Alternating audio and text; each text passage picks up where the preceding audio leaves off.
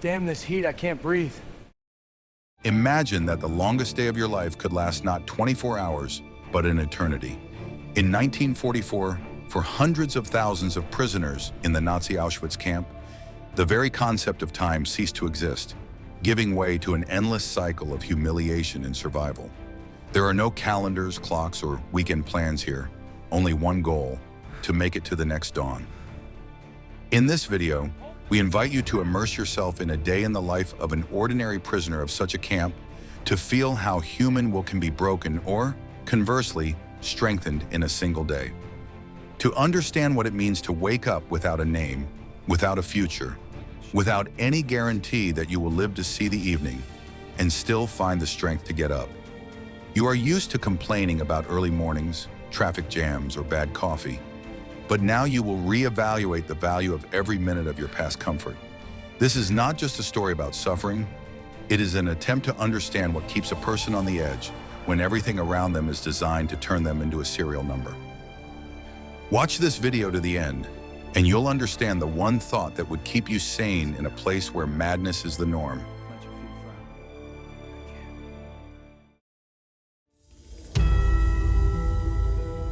Your morning doesn't start with coffee or sunrise, but with a sudden return to hell.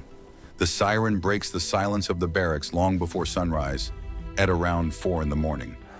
This sound is not like your usual alarm clock. It sounds like a sentence in your ears, revoking your right to sleep and any kind of rest. You and thousands of other people simultaneously begin to move in the cramped, stuffy air of the overcrowded room. Jumping off the hard wooden bunks, you have to instantly orient yourself so that you are not simply crushed by the crowd. In those first seconds, your brain works only on instinct, forcing your body to move faster than the rest. Your first and foremost task is to find your shoes, which you had to hide under your head instead of a pillow for the night. If you left your boots on the floor, they have most likely already been stolen, and without shoes in this cold, you will turn into a corpse.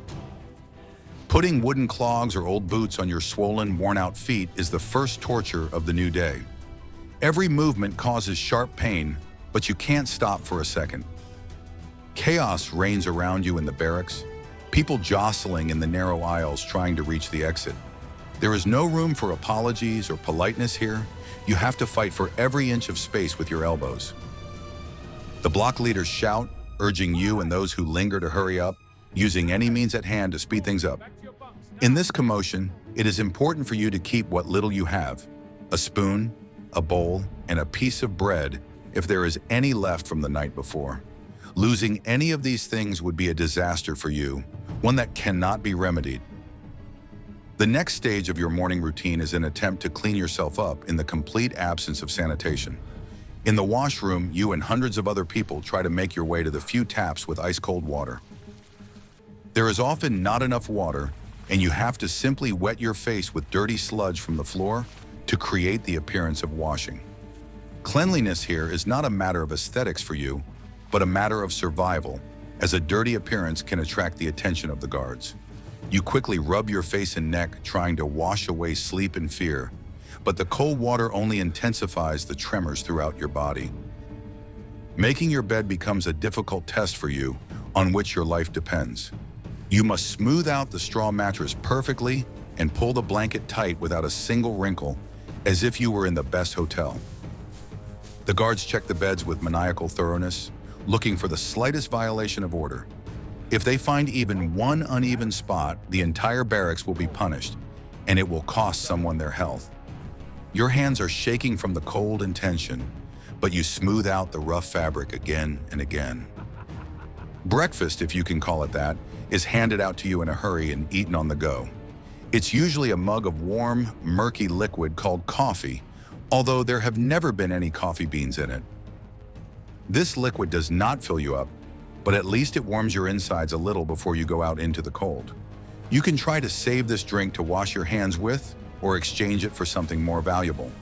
But most likely you drink it in one gulp, burning your lips and tongue just to feel the warmth.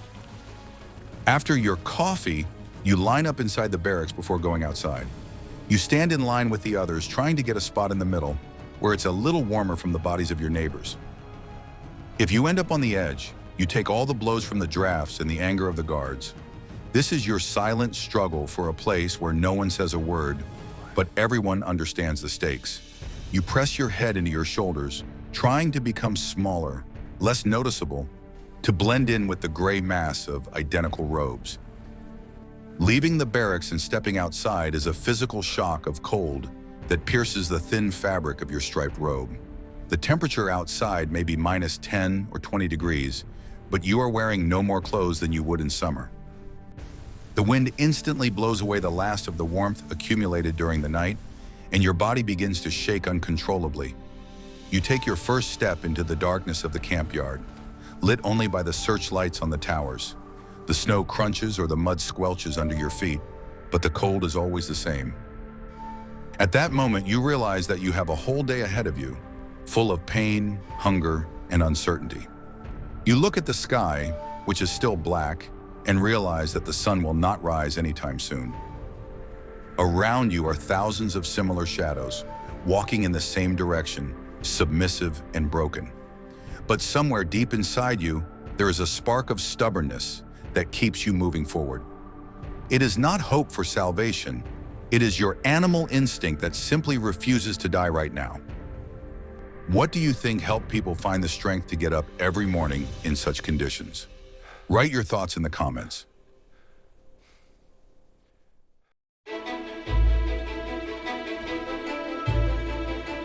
But the most difficult test of your day is not the work, but the complete immobility. The morning roll call, or appel, becomes the cornerstone of the regime and the main form of terror for you.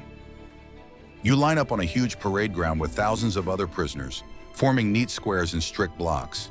You must stand at attention, removing your headgear on command, regardless of the weather.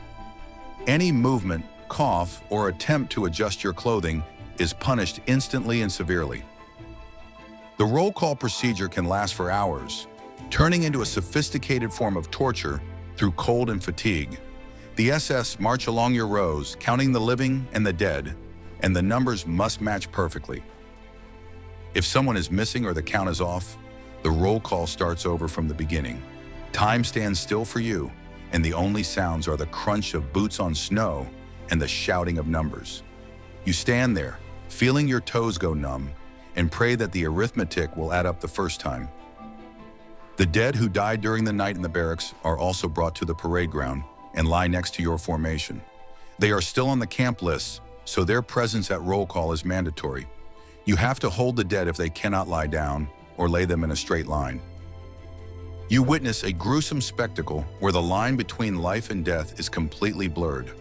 For the camp bureaucracy, the body next to you is just an accounting unit that needs to be recorded in the morning report. The wind in the open space of the parade ground pierces you to the bone, unimpeded. The thin fabric of your robe does not keep you warm, and you try to press yourself closer to your neighbor without being noticed. This is risky, as the guards monitor compliance with the distance and punish violations of order. But your instinct for self-preservation is stronger than your fear, and the ranks are constantly moving, like a living organism. You feel your neighbors shivering and pass it on to him, creating a unified field of collective suffering. Sometimes the roll call is deliberately prolonged as a form of collective punishment for someone's escape or misdemeanor. On such days, you stand for 5, 6, sometimes 10 hours in the rain or snow. Your legs swell and turn into numb logs. Your back stiffens from the strain. Your consciousness begins to cloud, and reality slips away, leaving only pain and cold. Many die right here, next to you on the parade ground, unable to withstand the static load on their exhausted bodies. SRS officers walk in front of the formation, looking for those who look too weak or sick. Looking an officer straight in the eye can be interpreted as insolence, while looking down can be interpreted as guilt. You need to look through them, becoming transparent, invisible, part of the landscape. This art of being invisible in plain sight saves your life. You try to breathe shallowly so that the steam from your mouth does not attract unnecessary attention. The sounds of the orchestra, which often plays during the commute to work, add to the surrealism of what is happening to you. Cheerful marches or classical music sound discordant against the backdrop of gray rows and bodies on the ground. The music is supposed to keep pace with your steps, but it only emphasizes the horror of the situation. It is a perverse aesthetic, an attempt to create the appearance of order where chaos and destruction reign. The rhythm of the drum echoes in your head, mixing with the beating of your own heart. When the command to disperse into work teams finally sounds, you perceive it as salvation. Movement means the opportunity to warm up, the opportunity to do something that will distract you from your thoughts. Columns begin to form, and you, along with the gray mass, start moving toward the gate. You take your first step with numb legs, feeling the blood slowly returning to your feet. The square empties, leaving only dark spots in the bodies of those who will never walk again on the snow. But the end of roll call only means the beginning of the next stage, exhausting labor. You have no idea that the purpose of your work is not at all useful. In the next part, you will understand how labor is used against you as a weapon.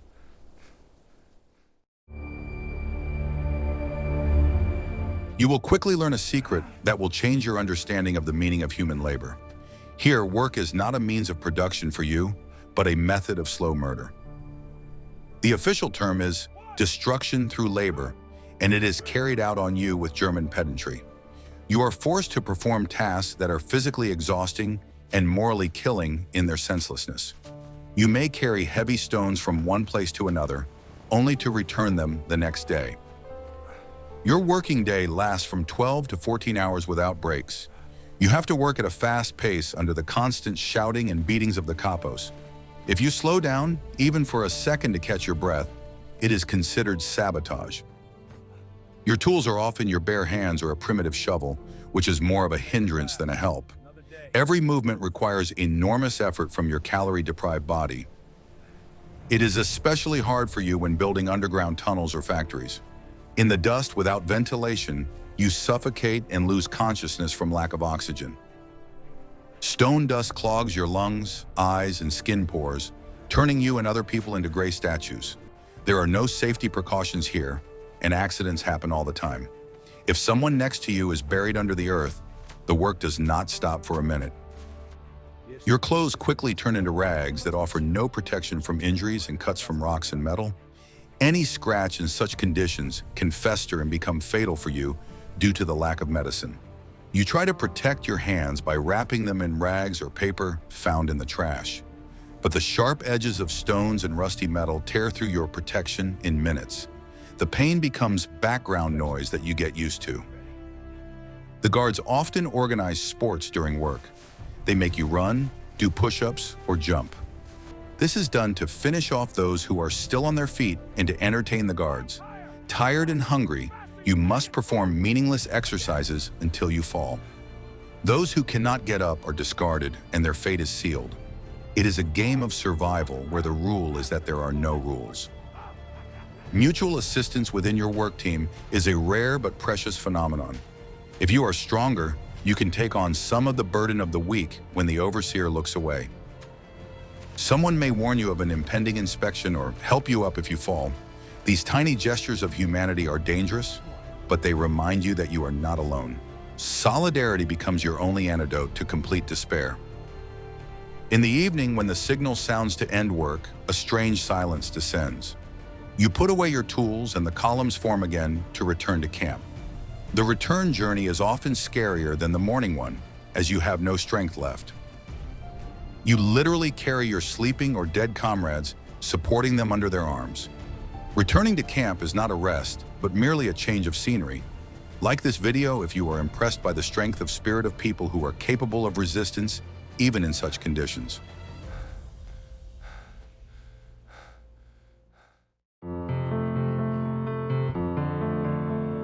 You quickly realize the shocking truth. The real currency in the camp is not money. The main value that determines your status and chances of survival is food and the items needed to eat it. Owning your own spoon elevates you to the rank of privileged prisoner. Without a spoon, you are forced to slurp hot gruel from the edge of your bowl, burning yourself and losing precious drops, or wait for someone to lend you theirs. Often, you carve a makeshift spoon from pieces of wood or metal found at work. Your lunch usually consists of a liter of watery soup made from rotten rutabagas, potato peelings, or grass. The nutritional value of this concoction is minimal, but to you, a hungry person, it seems like ambrosia. The smell of food being served makes you dizzy and causes cramps in your empty stomach. The line for soup is the most tense moment when you watch the servers ladle closely. There is a whole science to getting soup the right way. If you are first in line, you only get water from the top of the pot. It is considered most advantageous to be at the end of the line, when the thickest part is scooped from the bottom, pieces of vegetables or even bones. There is a quiet but fierce struggle for this place in line. Getting thick soup is considered incredible luck, a gift from fate for that day. Bread is handed out in the evening, and this is the most important moment of the day. The ration is 200 to 300 grams of heavy, raw bread mixed with sawdust. This piece is your life, and handling it becomes a ritual. Some people eat it all at once, unable to stop to ease the pain in their stomachs. You, on the other hand, can divide your ration into microscopic pieces, trying to prolong the pleasure and save a crumb for the morning. Bread is a universal currency for you, with which you can buy everything. A sweater, a place on the bunk, even the favor of the capo. For half a ration, you can get a new pair of foot cloths that will save your feet from frostbite. Trade takes place in the corners of the barracks in whispers, with goods quickly passing from hand to hand. You become an expert at assessing the weight and quality of bread by eye. Hunger changes your psyche, forcing you to think only about food. All your conversations in your free time boil down to recipes, memories of home-cooked meals, and dreams of feasts. This is called gastric masturbation, a painful and sweet self-torture. You describe dishes in such detail, as if you can see them in front of you, swallowing empty saliva. This is your form of escape to a world where there is no hunger. Water becomes as much of a problem as food. Drinking from the taps is dangerous because of the risk of dysentery, but the thirst is unbearable. You drink rainwater and eat snow, risking a sore throat. Dehydration kills you just as surely as hunger, turning your skin into parchment. Have you ever wondered what simple thing determines your status inside the barracks?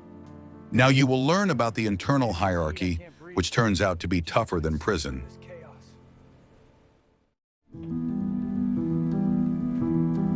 Inside the barbed wire, you find yourself in a society with a complex class structure and brutal laws. At the top of this pyramid, you see the prominent ones, prisoners who have been given administrative positions. Block leaders, clerks, cooks, capos, they have power over your life and death. Often these are criminals whom the administration deliberately places above people like you in order to sow discord. They are well-fed, well-dressed, and often more cruel to you than the SS themselves. Capos, guards from among the prisoners, wear special armbands and have the right to beat and punish you. Their survival depends on how effectively they force you and others to work. Many of them revel in their power, taking out their anger on defenseless people. But you may also meet those who try to use their position to make your life a little easier. It is a delicate balance between cooperating with the administration and preserving your humanity. Below them are the specialists: doctors, tailors, shoemakers, carpenters. If you have these skills, the camp needs you, so they treat you a little better than the others. You work indoors, have access to tools, and sometimes receive extra food. Getting into such a team is your dream. It gives you a real chance of survival. The ability to repair shoes is valued more here than your knowledge of philosophy or history. The bulk of the population consists of you and the Muslims, the camp slang term for those who have reached the extreme of exhaustion. These are people who have lost the will to live, indifferent to everything except hunger. They move slowly, stare at one point, and stop taking care of themselves.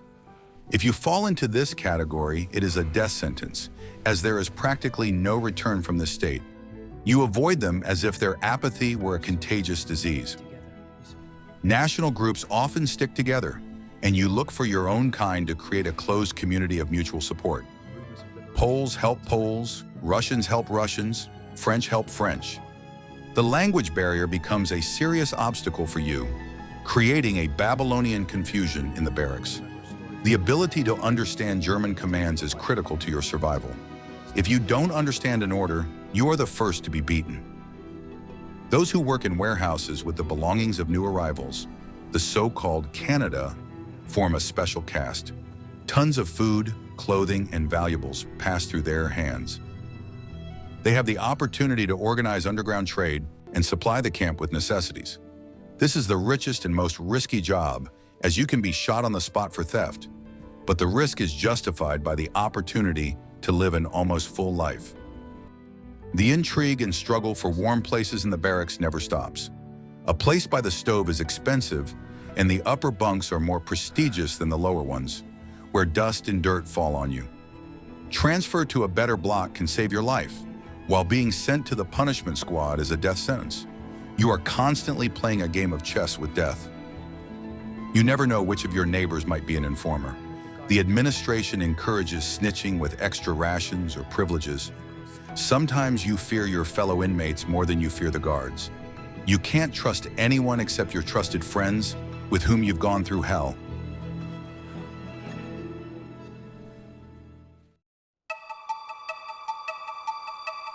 As the sun sets, you learn the secret that turns the barracks into night markets. After lights out, when the guards leave, your secret life begins in the dark. The barracks turn into a market where bread, cigarettes, and clothes become the main currency. You can trade your last ration for a warm sweater or a spoon for a needle and thread. The exchange rate fluctuates depending on the weather, news, and the arrival of new shipments. Trade is strictly prohibited, but you need it to survive. Organization is what they call your ability to get, steal, or barter for the things you need. If you can organize an extra pair of socks, you are considered a hero and a master of life. Deals are made quickly, in whispers, in the darkest corners of the room. The laws of savage capitalism apply here, where the price is determined by your need. Cigarettes are a special currency, sometimes valued higher than bread. For many, smoking is the only way to calm their nerves and stifle their hunger. But when you start trading your bread for cigarettes, it's a sure sign that you've given up. It's called smoking your life away, choosing instant gratification over the chance to survive. The evening is the time to mend clothes and take care of yourself. In dim light or by touch, you patch holes in your robe, using whatever thread or wire you can find. Killing lice becomes your nightly ritual if you want to stay healthy. It is a never-ending task that requires patience and thoroughness. Conversations before bed replace books, movies, and theaters for you. You listen to stories, retell the plots of books you have read, and recite poems from memory. This is your spiritual food, no less important than physical food. Culture restores your humanity, reminding you of who you were before the camp. Rumors and news from the front, often fantastic, are passed from mouth to mouth. Someone heard the roar of airplanes. Someone saw a scrap of newspaper. These bits of information are embellished with details, turning into legends about imminent liberation. Hope becomes your drug, helping you fall asleep. In these hours, true friendship emerges. You share your last with a comrade, treat a friend's wounds, or simply keep them company with conversation. The concept of a camp brother is sacred to you. Such bonds are stronger than blood ties. It is almost impossible to survive alone. You need a family. But the evening also brings new fears. You are afraid of night checks, afraid that your neighbor will be taken away, afraid of not waking up. The darkness intensifies your anxiety, making every rustle suspicious. You sleep lightly, half asleep, ready to jump up at any moment. Conflicts over space on the bunks flare up instantly. 3 or 4 people on one bunk means cramped conditions, stuffiness, and a constant struggle for a comfortable position. If you turn over, everyone else has to turn over too. Swearing and cursing become the usual background noise in your sleeping barracks. And yet, the evening is a time of relative freedom for you. Your body belongs to you, your thoughts belong to you. It is a short respite before the next day, which may be your last. During these hours, you become human again, albeit briefly. Have you ever wondered what people dream about in a place where reality is scarier than any nightmare? Now you will learn about nightlife in the camp.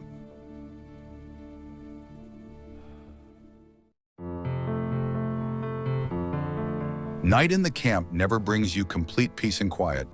The barracks are filled with the sounds of heavy breathing, coughing, moaning, and snoring from hundreds of exhausted people.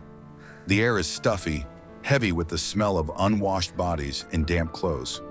There is virtually no ventilation, and by morning, condensation accumulates on the ceiling above you. Dreams become your strange refuge, where your consciousness escapes. You often dream of home, family, set tables, and a simple, peaceful life. Waking up after such a dream is especially painful. Returning to reality brings you physical pain. But there are also nightmares that repeat the horrors of the day, causing you to scream in your sleep. Night trips to the toilet are a dangerous adventure for you. You are only allowed to leave the barracks at certain times, and violating this rule can result in being shot without warning. Inside the barracks is a cesspool, a barrel that quickly overflows and stinks unbearably. You stand in a line that doesn't end all night, as many people have intestinal problems. The cold penetrates the barracks despite the crowded bodies. You huddle close to others trying to keep warm, using the collective heat as a blanket. If you are lying in the middle, you are lucky. Those on the edges are freezing and asked to switch places. It is an endless rotation of bodies in search of warmth. Sometimes in the middle of the night, the SS burst in to check on you or just for fun. Bright lights come on, commands are shouted, and you are thrown out into the street in your underwear. Such night gymnastics can last for hours, depriving you of your last bit of rest. It is a method of psychological terror to make you never feel safe. Death often comes at night. In the morning, you discover that the person next to you has already grown cold, but you don't tell anyone until roll call. This allows you to get their bread ration if it has already been distributed, or simply use the body as protection from the draft. Cynicism? No, your pragmatism of survival. The rustling of rats running across the beams and floor becomes a familiar background noise. The rodents are bold, well-fed, and feel like they own the place. They may bite you while you sleep, trying to get to the hidden breadcrumbs. Fighting them is useless. There are too many of them. Sometimes in the silence, someone begins to pray, whispering the words quietly, barely audibly. They pray in different languages, to different gods, but with one request, to give them strength. For many, faith is the last anchor holding on to sanity. For others, the camp has become a place where God has died. When the sky outside the windows begins to turn gray, the barracks fall silent in anticipation of the siren. The last minutes before rising are the sweetest and most bitter for you. You know that the siren will sound soon, and the wheel of suffering will turn again. Another day you must endure.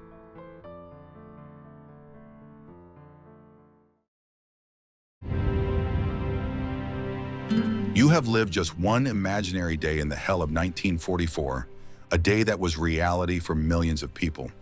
This is not a story about death, but about an incredible, almost biological thirst for life that makes your heart beat against all odds. The lessons learned from those dark times remind us that humanity is not a given, but a daily choice. Your warm bed, full refrigerator, and freedom of choice are privileges that have been paid for at a terrible price. How did this story make you feel? And what aspect of the life described struck you the most? Suggest topics for future videos you would like to see on our channel in the comments. And don't forget to subscribe so you don't forget the story.